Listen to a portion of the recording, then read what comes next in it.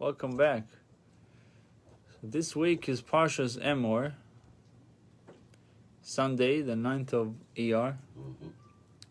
If you didn't do Kiddush Levana, maybe you can do Kiddush Levana today. If there's a Levana outside. But we're going to discuss verse 10 in this week Parshas Emor, chapter 21, verse 10. And the pasuk goes like this: "V'akohen hagodol me'echov," in the Hebrew, "asher yitzak al rosh Hashem namishcha umila es yodo elil bo ish esabgodim es roisho lo yifra uvgodom lo yifra." The English is the priest who has been elevated above his brothers, meaning it's the high priest. He has been elevated above his brothers, upon whose head the anointment oil has been poured, or who has been installed by wearing the garments, must not leave his hair uncut, nor rend his garments. So there was a custom for mourners till today not to take a haircut. A high priest, even in a state of mourning, is not allowed to allow his hair to grow, meaning he has to maintain a look. He has to have get a haircut. And another thing is he's not allowed to rend his garment. So the mourners, right?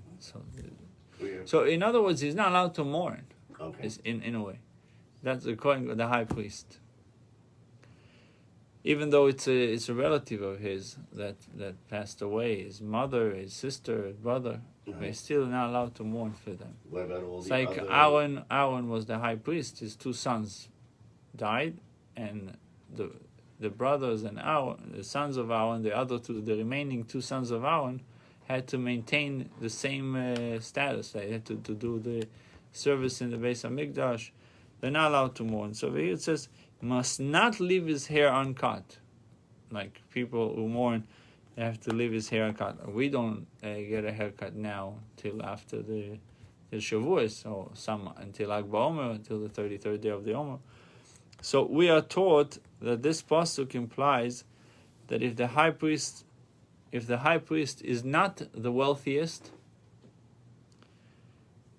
of all the priests, when he is appointed, his fellow priests must contribute of their wealth to him until he surpasses any of theirs.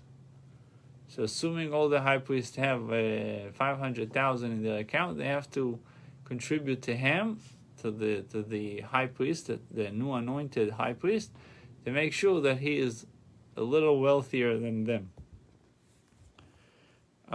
The Torah insists that the endowments to the high priest be from his brethren, from his brethren Kohanim. So if I was there, I'd be giving to one of the other brethren. No, not you, Kohen, not the Levi. Okay, only the Kohanes would have to give that money? Kohanim give him, to teach us that it is specifically those who have dedicated their lives to spiritual attainment or the religious needs of their fellows, who need to acknowledge their debt to their generation's spiritual leaders. Similarly, we all devote at least part of our lives to our own spiritual growth and the spiritual advancement of those around us. But in addition, we each have our inner high priest, the innermost point of our divine soul, which is our point of absolute connection to God. Even when involved in spiritual pursuits, we must recognize the preeminence of this inner point, re-experiencing it periodically in order to ensure that our spiritual pursuit not become tainted with ulterior motives. Making sure that even spiritual pursuits have to be pure. No agendas, no ulterior motives.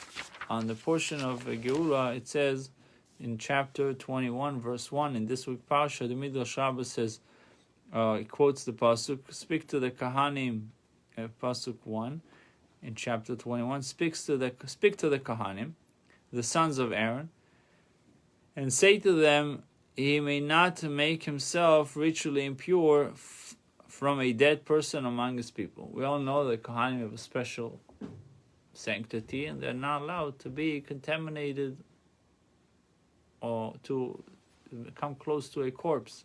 Right. Whenever the Torah introduces a law with the repetitive phrase, speak to and say to, because it says speak to the Kohanim, the sons of Aaron, and say to them. It's a repetitive word. Speak and say to them. Right. Isn't it the same thing? Speak to the Kohanim, the sons of Aaron, and say to them. Obviously, if I speak to them, I'm saying to them something. Right. One why might is be it a little more public in the way it's... Let's see. So it says, what does it teach me? Whenever the Torah introduces a law with the repetitive phrase, speak to and say to, it indicates that the subsequent statement contains two different messages. One explicit and the other implicit. In this case, the explicit message is an instruction. A Kohen is forbidden from knowingly contracting ritually impurity from a corpse. That's the explicit message. The Pasuk says, speak to the sons of Aaron, the Kohanim, do not come in contact with a corpse.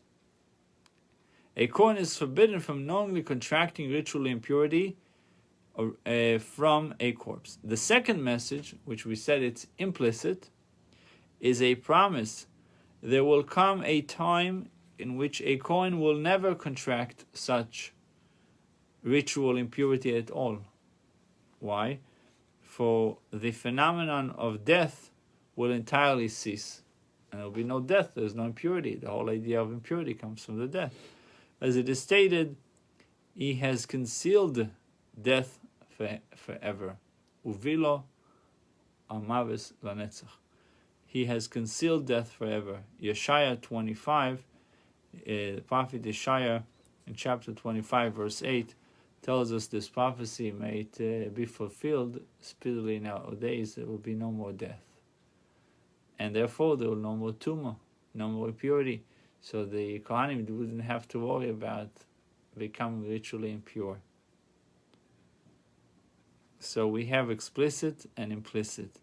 Explicit, don't become tameh, but the implicit is that there will be a time which a Kohen will never contract such ritual impurity. Okay, we'll be back again with in Yaakov